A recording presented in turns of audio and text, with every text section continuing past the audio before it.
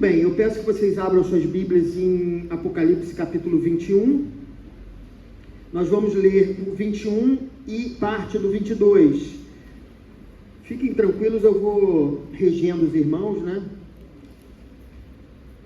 Só para quem ainda não sabe, eu e a nossa irmã Glaucia vamos ficar ausentes um final de semana, porque nós vamos aproveitar o nosso 30º aniversário de casamento e vamos fazer uma viagem, né? Só nós dois. E então nós estaremos ausentes, né, na próxima semana, mas tudo continua, né, normal. Não somos pastores, aqueles que são os donos da igreja, né? Nós apenas cumprimos a nossa função. A igreja continua firme e forte, escola bíblica dominical, os cultos, as devocionais e tudo mais, ok?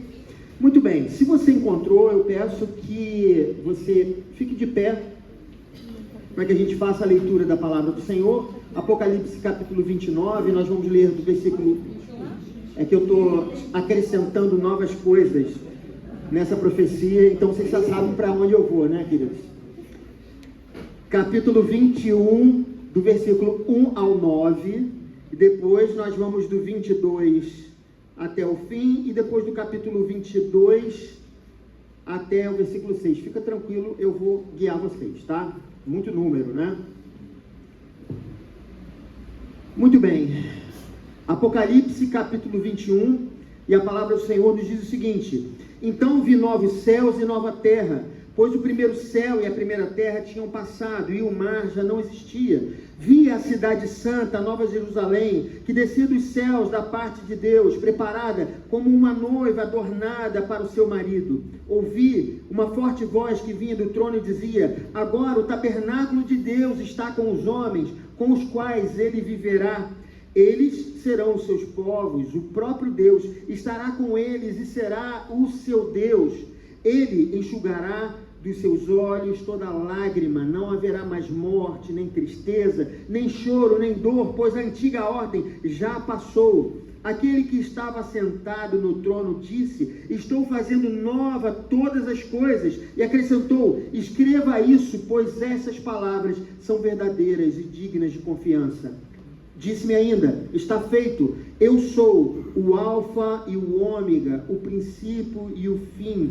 A quem tiver sede, darei de beber gratuitamente da fonte da água da vida. O vencedor herdará tudo isso, e eu serei o seu Deus, e ele será meu filho. Mas os covardes, os incrédulos, os depravados, os assassinos, os que cometem imoralidade sexual, os que praticam feitiçaria, os idólatras e todos os mentirosos, o lugar deles será no lago de fogo que arde com enxofre. Esta é a segunda morte. Versículo 22 agora. Não vi templo algum na cidade, pois o Senhor Deus Todo-Poderoso e o Cordeiro são o seu templo. A cidade não precisa de sol nem de lua para brilharem sobre ela, pois a glória de Deus a ilumina e o Cordeiro é a sua candeia. As nações andarão em sua luz e os reis da terra lhe trarão a sua glória. Suas portas jamais se fecharão de dia, pois ali não haverá noite. A glória e a honra das nações lhe serão trazidas. Nela jamais entrará algo impuro, nem ninguém que pratique o que é vergonhoso ou enganoso, mas unicamente aqueles cujos nomes estão escritos no livro da vida do Cordeiro. 22. Então o anjo me mostrou o rio da água da vida, que claro como cristal, fluía do trono de Deus e do Cordeiro, no meio da rua principal da cidade. De cada lado do rio estava a árvore da vida, que frutificava 12 vezes por ano, uma por mês. As folhas da árvore servem para a cura das nações. Já não haverá maldição nenhuma. O trono de Deus e do Cordeiro estará na cidade, e os seus servos o servirão. Eles verão a sua face, e o seu Deus estará em suas testas. E o nome do seu Deus estará em suas testas. Não haverá mais noite. Eles não precisarão de luz, de candeia, nem da luz do sol, pois o Senhor Deus os iluminará, e eles reinarão para todo o sempre. O anjo me disse: essas palavras são dignas de confiança e verdadeira. O Senhor, o Deus dos espíritos dos profetas, enviou o seu anjo para mostrar os seus servos as coisas que em breve hão de acontecer. Vamos orar. Senhor, eu nesse momento quero apresentar diante de Ti essa palavra que foi aqui anunciada pelo apóstolo João. Senhor, eu entendo que se não for através do Teu Espírito Santo, o nosso entendimento não alcançará aquilo que nós precisamos saber sobre a nossa eternidade. Por isso eu peço que o Teu Espírito Santo possa nos guiar, de maneira que nós possamos ouvir a Tua voz nessa manhã, e que essa realidade, essa verdade espiritual possa marcar definitivamente as nossas vidas até a volta de Jesus Cristo. Nós oramos assim, no nome de Jesus. Amém e amém. Os irmãos podem se sentar.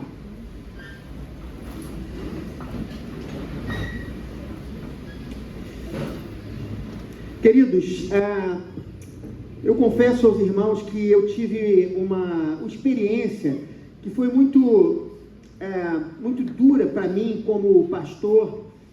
Há alguns anos eu estava conversando com uma certa pessoa e ela me disse uma coisa que foi muito forte para mim, assim, foi marcante e me deu um sentimento, queridos, assim, de um pouco de frustração, né?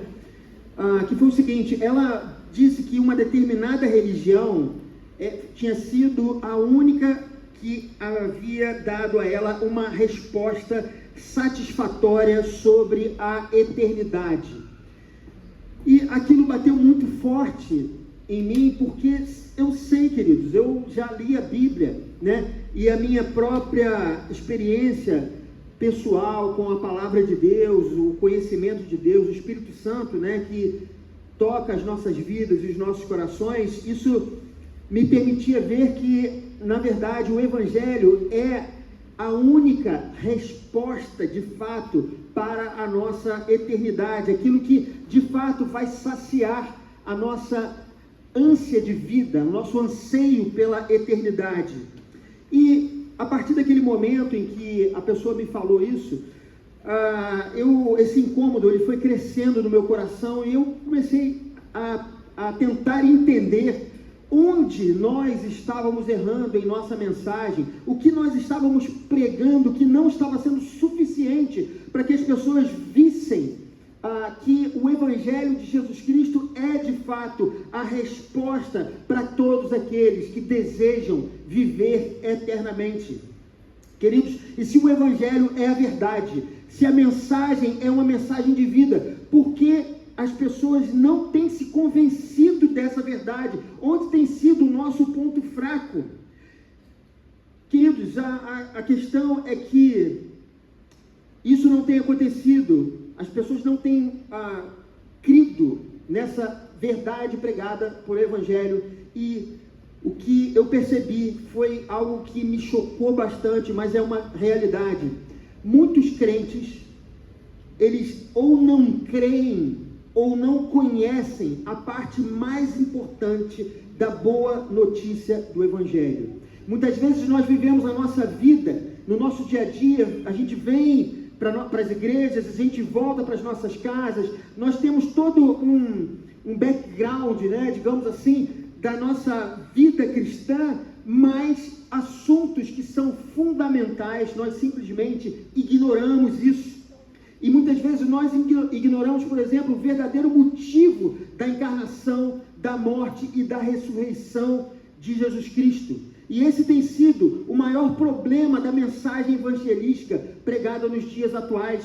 Sem nós, queridos, se nem nós mesmos cremos na ressurreição dos mortos, ou então, se nós não entendemos o porquê isso teve que acontecer, como que as pessoas que estão ao nosso redor, que não tiveram uma experiência com Cristo, elas vão também entender isso a partir da nossa experiência pessoal. Como elas se converterão? Ou então, queridos, como a mensagem do Evangelho será consoladora para essas pessoas se essa mensagem não tem chegado de maneira ampla e compreensível para nós? Como diz o apóstolo Paulo, na primeira carta aos Coríntios, capítulo 15 e 19, ele fala: se esperamos em Cristo só nesta vida, somos os mais miseráveis de todos os homens.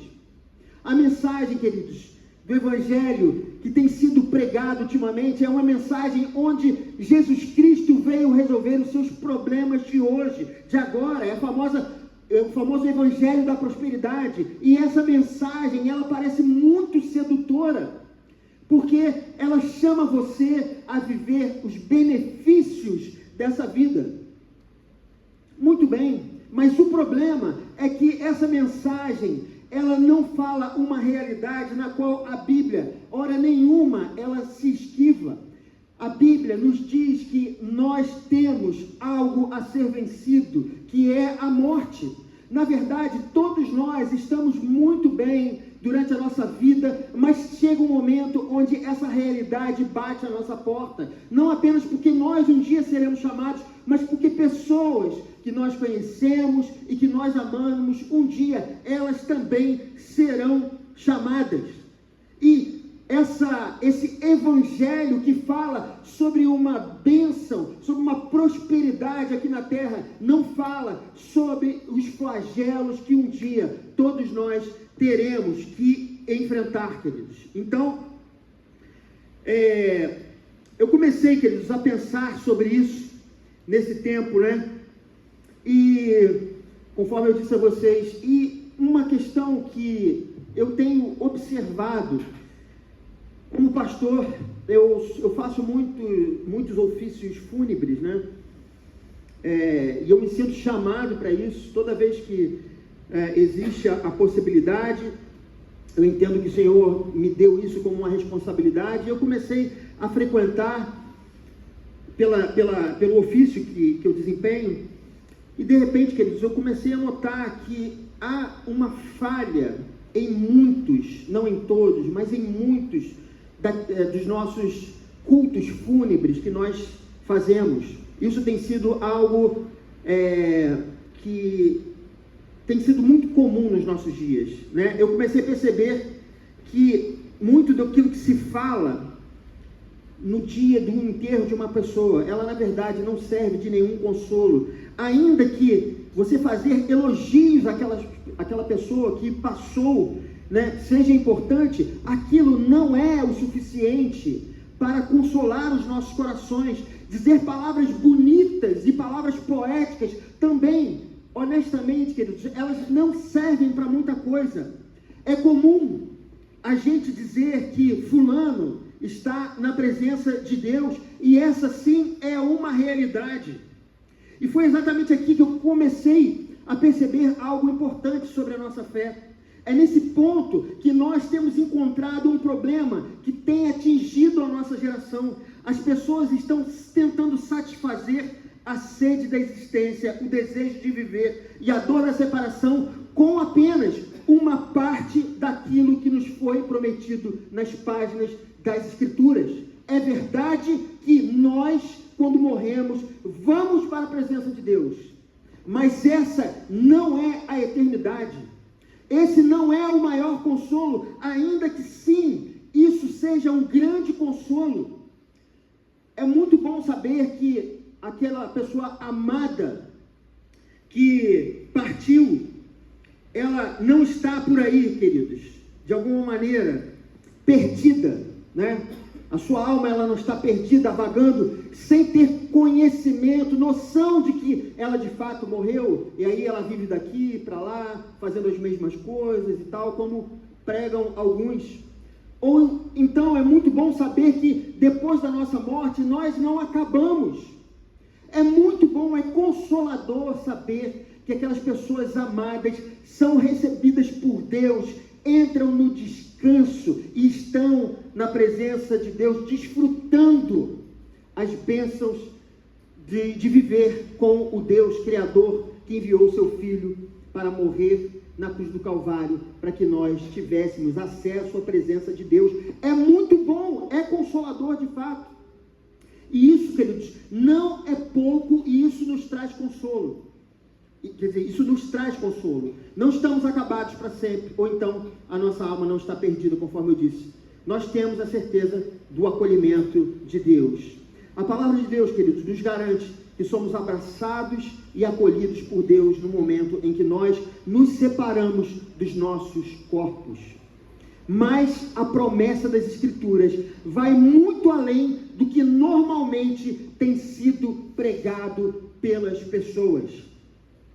E eu preciso explicar alguma coisa, já que esse é o nosso último ciclo, a nossa última leitura do Novo Testamento, né, que é o livro do Apocalipse. É quando a gente fecha todas as Escrituras.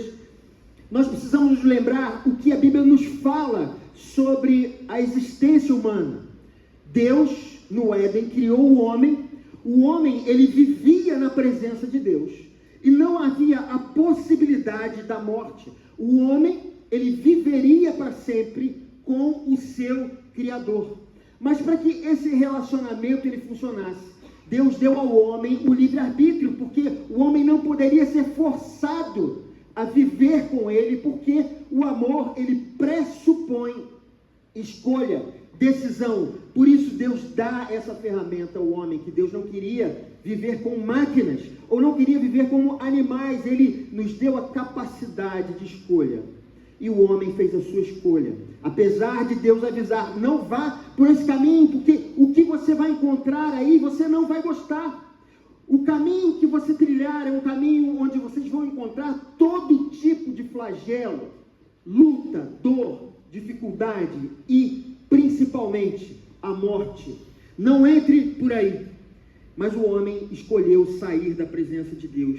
Deus teve que se afastar do homem por causa da sua santidade, porque senão ele precisaria exterminar a humanidade imediatamente. Mas pela graça e pela misericórdia de Deus, ele nos afastou de sua presença e nós viemos viver a nossa escolha. Nós viemos viver essa vida do jeito que ela é.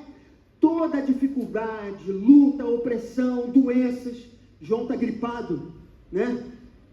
É uma gripe, mas é o resultado, é o salário do pecado que nos traz a morte, que bagunçou esse universo. Todas as coisas que nós vivemos, queridos, elas são decorrentes do pecado original, da escolha do homem. E nós vivemos assim. O livro de Apocalipse, ele nos explica sobre isso. Ele nos diz algo que é importante. As taças, elas vêm nos dizer que toda a dificuldade, luta, todas as guerras, morte existentes, elas são a consequência do pecado humano na nossa existência. Essa foi a escolha do ser humano. E as taças são derramadas em cima da humanidade por conta disso. Vocês lembram que nós temos falado sobre as camadas? Uma segunda camada sobre a criação divina são as trombetas. Ao mesmo tempo que os pecados nos trouxeram todo tipo de flagelo que nós experimentamos, as trombetas, elas falam que isso também, as lutas, as dificuldades, os grandes flagelos, são Deus alertando a humanidade, dizendo: olha, a vida é finita, reconciliem-se com Deus. E a outra camada que o livro de Apocalipse nos fala, que é sobre o dragão e as bestas, como nós lemos também, ela está falando de que a vida, do jeito que é, além da escolha humana do pecado, que proporcionou isso que a gente tem, além de ser o próprio Deus sacudindo o homem, dizendo: vocês precisam se arrepender, é também uma grande luta espiritual, quando o dragão vem do céu, a besta vem da terra e a outra vem do mar. Totalidade da criação divina. Nós vivemos uma luta espiritual. Nós vivemos a consequência dos nossos pecados. Nós vivemos também e percebemos Deus nos advertindo sobre os nossos pecados e as nossas culpas. E a questão que fica é a seguinte: como ficam então aqueles que entenderam isso e não se curvaram a esse sistema, não se dobraram ao mundo e ao pecado? Como ficam aqueles que não cederam e impediram que a marca da besta fosse marcada na sua testa e nas suas mãos? Eu queria dizer a você, esqueça código de barra, esqueça chip, esqueça tudo isso, porque a marca da besta, queridos, é na nossa mente e na nossa mão, é aquilo que pensamos e aquilo que nós fazemos. Muitas vezes você diz, eu não vou deixar nunca botar um número aqui, um código de barra, seja lá o que for, né? Conforme a tecnologia vai evoluindo, a gente vai inventando mais coisas para botar na mão e na testa, né? A humanidade é assim. Antigamente tinha um computador, em 1950, que era o maior computador do mundo, que ele era chamado de besta e tal. Hoje em dia qualquer celular é muito melhor do que aquele computador dos anos 50. Então muitas vezes nós criamos algumas coisas e nos esquecemos de que, na verdade, a marca da besta é aquilo que muitas vezes nós deixamos, é quando o pensamento do anticristo invade a nossa mente e as nossas ações. E aí, queridos, simplesmente, aqueles que não querem se encurvar diante dessa chamada do inimigo, como eles ficam? Como você fica? Você que disse não ao pecado, quando você disse sim a Jesus, quando você negou as suas mazelas, quando você decidiu viver para Cristo, como fica você no momento em que você também é atingido pela marca disso tudo que está sobre nós nesses dias? E a questão é que nós vivemos, queridos, de acordo com o que a Bíblia nos fala em Apocalipse capítulo 6, versículo 9 a 11. Veja isso. Quando ele abriu o quinto selo, vi debaixo do altar as almas daqueles que tinham sido mortos por causa da palavra de Deus e por causa do testemunho que sustentavam. Eles clamavam em alta voz: até quando, ó soberano, santo e verdadeiro, esperarás para julgar os habitantes da terra e vingar o nosso sangue? Então cada um deles recebeu uma veste branca e foi-lhes dito que esperassem um pouco mais, até que se completasse o número dos conservos e irmãos que deveriam ser mortos como eles. Queridos, esse é exatamente o estágio que todos nós estamos. Quando nós ficamos com medo de sair das nossas casas por causa das balas perdidas, isso é o mundo em que nós vivemos, o resultado do pecado na existência humana. Isso é exatamente também a ação do inimigo tentando nos derrubar, tentando acabar com as nossas vidas, tentando reverter a bênção da vida que Deus deu à humanidade. E por outro lado também, é Deus nos lembrando que nós precisamos encontrar um sentido para a nossa existência. Todas as vezes que algum de nós aqui, queridos, em algum momento isso vai acontecer, for ceifado, você será recebido na glória por Deus. Você que não se curvou a esse mundo, você que não se curvou ao pensamento do anticristo, você que não permitiu se viver como vivem as pessoas nesse sistema, você será recebido por Jesus Cristo na glória.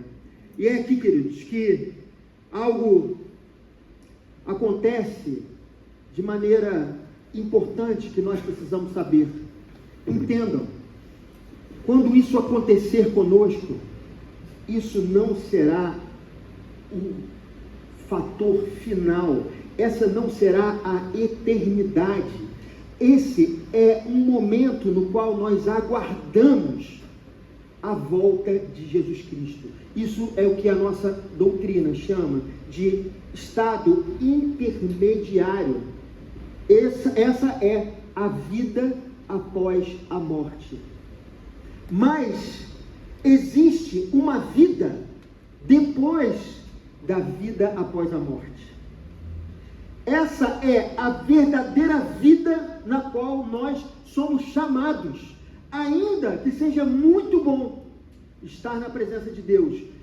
Não é isso, não foi isso que Deus programou para a humanidade. Deus nos chamou para vivermos, para existirmos. A criação divina, ela é muito boa. Deus criou o homem em corpo e essa criação, ela não será descartada. Então, a promessa das Escrituras para nós é que nós ressuscitaremos. E entenda o seguinte: a ressurreição prometida nas Escrituras não é uma ressurreição ideológica, não é um conceito. Nós seremos chamados à existência, e assim como vocês veem o meu corpo, vocês verão também na eternidade. Assim como nós nos abraçamos aqui, nós poderemos nos abraçar na eternidade. Essa eternidade não é um lugar cheio de nuvens, não é um lugar onde fica um coral cantando de maneira, Não seremos fantasmas, queridos. O que a Bíblia nos diz, e o ponto mais importante para resolver o problema, não como um problema de encarnação, que a gente vai e volta, e depois se torna um espírito evoluído. A promessa das Escrituras é que nós viveremos eternamente em corpo. Todos nós nos conheceremos, nos abraçaremos. Todos nós teremos as mesmas atitudes de amor, de contato, de carinho, porque é isso que a Bíblia está nos prometendo. O que o texto nos diz aqui? Acompanhe comigo. Versículo 21. Versículo 1, capítulo 21. Então vi novos céus e nova terra, pois o primeiro céu e a primeira terra tinham passado, e o mar já não existia. A primeira coisa desse versículo é que Deus, Ele vem morar conosco. Essa cidade celestial, lembre-se que isso aqui é escrito de maneira simbólica. O livro é uma literatura apocalíptica. Nós precisamos interpretar isso que a Bíblia está nos falando. Essa cidade celestial, ela desce dos céus. Entenda, nós subimos quando o Senhor nos chama. Mas o que o Senhor nos diz é que no final dos tempos, quando Ele vier, o céu, Ele vem para essa terra. E haverá uma mudança no cosmos. Haverá uma transformação. Porque o mundo é assim, o universo é assim. Porque o ser humano escolheu, e isso é o resultado do pecado. O universo, ele tenta a todo instante acabar com a nossa vida. É por isso que tem uma bolinha de proteção em volta de um planetinha, no meio do nada, do universo gigantesco, onde não há vida, porque Deus está nos protegendo com a sua graça, nos dando a oportunidade da existência. E o que a Bíblia diz é que esse universo deixará de ser uma ameaça para todos nós. Nós não sofreremos mais ataques, porque hoje o ser humano e a natureza são inimigas.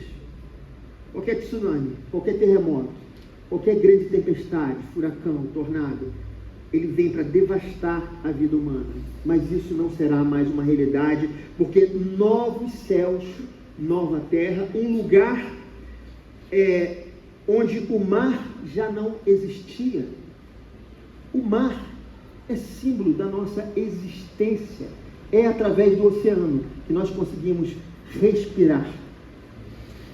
O que Deus está falando? Que nós não dependeremos mais da natureza para vivermos, porque nós experimentaremos uma vida diferente. Algo que não depende mais do universo para que haja essa existência. E ele diz, versículo 2, vi a santa cidade, a nova Jerusalém, que descia dos céus da parte de Deus, preparada como uma noiva adornada para o seu marido. Ouvi uma forte voz que vinha do trono e dizia: agora o tabernáculo de Deus está com os homens com os quais ele viverá. Eles serão os seus povos. O próprio Deus estará com eles e será o seu Deus. Queridos, nós estamos num templo, nós nos reunimos aqui, e nós sabemos que Deus ouve as nossas orações, por causa de Jesus Cristo, que nos proporcionou esse momento, mas nada disso será mais necessário. Assim como Deus criou o homem, e no Éden ele tinha livre acesso, o homem vivia de maneira plena com Deus, o próprio Deus estará presente ao nosso lado, não será mais necessário qualquer coisa que seja intermediária para que nós conheçamos a Deus, porque nós estaremos diretamente na presença de Deus. E o texto ele diz: Ele enxugará dos seus olhos toda lágrima, não haverá mais morte, nem tristeza, nem choro, nem dor, pois a antiga ordem já passou. Ou seja, aquela maldição do pecado que nos conduz à morte, isso deixará de existir, não será mais uma realidade. O universo, ele não tentará acabar mais com as nossas vidas, porque a maldição do pecado, os efeitos do pecado, eles serão definitivamente interrompidos. E o texto ainda diz: aquele que estava sentado no trono disse: estou fazendo nova todas as coisas. E acrescentou: escreva isso, pois essas palavras são verdadeiras e dignas de confiança. Aquilo que foi destruído pelo pecado, a natureza, será refeito, reformado por Deus. Deus estará fazendo nova todas as coisas. E aqui embaixo, no versículo 7, ele diz: o vencedor herdará tudo isso, e eu serei o seu Deus, e ele será o meu filho. Esse é o momento em que a Bíblia diz, o único momento em que a Bíblia se reporta de maneira tão objetiva, porque quando ele fala sobre isso, ele fala: eu serei o seu povo, e eu serei o seu Deus, vocês serão o meu povo. É assim que o povo de Israel, ou a igreja, se dirigia, mas no momento do Apocalipse, queridos, há um foco na pessoalidade. Deus, ele se relacionará com você. Você não será um espírito vagando por aí, você não será uma manada no meio de muitos. Deus, ele te conhecerá, ele viverá e se relacionará com você. Luísa será Luísa, mas só com o nome que Deus sabe, que ele tem guardado para você. Iago será Iago, mas não com esse nome, o nome que ele guardou para você. Pessoalidade, ele tem um nome para cada um de nós, ele nos conhece e ele deseja que vivamos com ele. Portanto, queridos, o que Deus nos chama é que nós vivamos essa realidade através da fé. Cristo, ele ressuscitou dos mortos para que nós pudéssemos ver que isso é possível, não é pela nossa força. Nós precisamos crer, nós precisamos pregar a ressurreição de Jesus Cristo, porque é exatamente aqui nesse ponto que a nossa sede pelo eterno, ela é completamente saciada, porque nós temos a certeza que nós continuaremos sendo quem nós somos, a pessoa que nós somos, amados e queridos por Deus. Deus, ele sustentará a nossa existência por onde quer que nós andemos. E é o versículo 3 do capítulo 22, já não haverá maldição nenhuma. Esse é o ponto. O pecado já não será algo possível.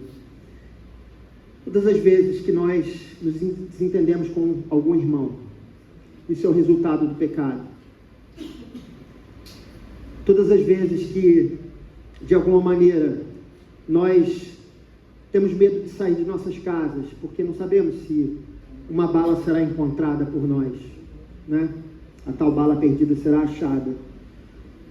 Todas as vezes que nós temos um irmão, uma pessoa amada, querida, que partiu e deixou uma falta enorme no coração, nós precisamos pensar que já não haverá maldição nenhuma. Deus nos chama à vida, à existência. Por isso ele disse para Tomé: toque na minha mão, toque aqui no meu lado. Veja, eu não sou uma ideia, eu não sou um fantasma, eu ressuscitei. Vocês ressuscitarão e nós viveremos pela eternidade, sem a possibilidade da morte, com aqueles que nós amamos. Essa é a promessa das Escrituras, uma vida real, não seremos fantasmas. Sim, estaremos com Deus quando Ele nos chamar, mas essa é o que nós chamamos da vida após a morte. Mas há uma vida após a vida após a morte, e essa vida é a ressurreição, porque o Senhor está nos convidando a crer nele, a viver olhando para Ele, a negar o pecado, a permitir que Ele coloque a sua marca nas nossas testas. Não a marca do pecado, não a marca da besta, mas a sua marca, o sangue de Jesus Cristo, que nos livra da ira futura divina. Esse é o convite para cada um de nós. Que o Senhor abençoe a sua vida, em nome de Jesus. Amém. Amém. Vamos orar. Senhor,